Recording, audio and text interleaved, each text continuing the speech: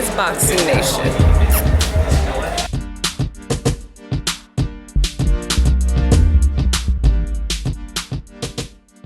Dante's Boxing Nation, what's going on, guys?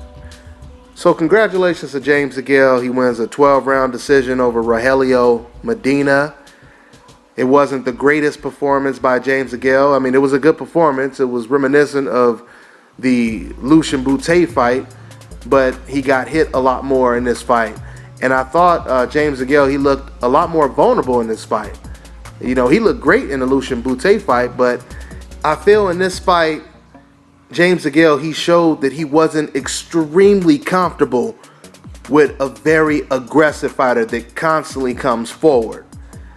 And quite frankly, if he would have been in there with someone like a Gennady Golovkin, his hands would have been full. You know what I don't understand with James Degale, because he has these extremely long arms and he can catch you with an uppercut from a mile away. So with him having those long arms and you could catch cats with uppercuts from a mile away, how come James Degale couldn't control this guy with a long ass stiff jab? He was allowing this guy to push him up against the ropes the entire night. To me, that almost shows a lack of ring generalship.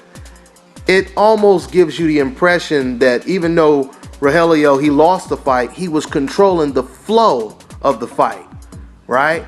He was basically bullying James Degale in certain points of the fight. So, I mean, no doubt about it, James Degale, he won the fight, and he did some good things in there, no doubt about it. He was throwing some beautiful combinations. Uppercuts were landing all night. But once again, he didn't really control this guy with a jab. I think if he would have been pumping that jab out more often, he would have probably been able to back up Rogelio instead of constantly letting Medina back him up. You see, when you watch fights like this, it gives you great contrast when you compare fighters like Degale to fighters like an Andre Ward. Because see, if Andre Ward was in there with Medina, Ward probably would have stopped Medina. And he would have did it in impressive fashion. He would have showed great ring generalship. He would have been backing up Rogelio eventually.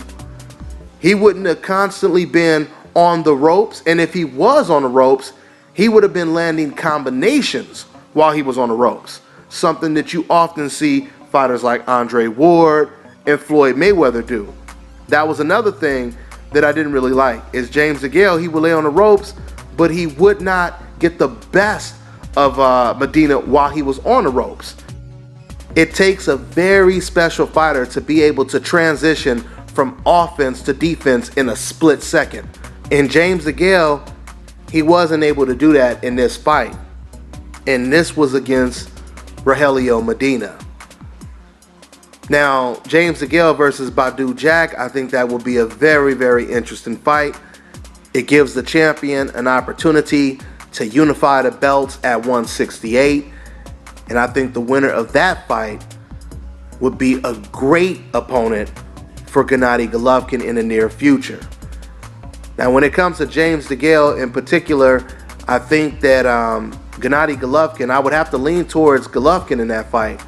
But I think that that would be a great fight for Gennady Golovkin. Even though I'm picking Golovkin to slightly win that fight, these are the type of fights that Golovkin needs to take if he wants to be considered pound for pound, top 3, top 5, one of the best fighters in the world.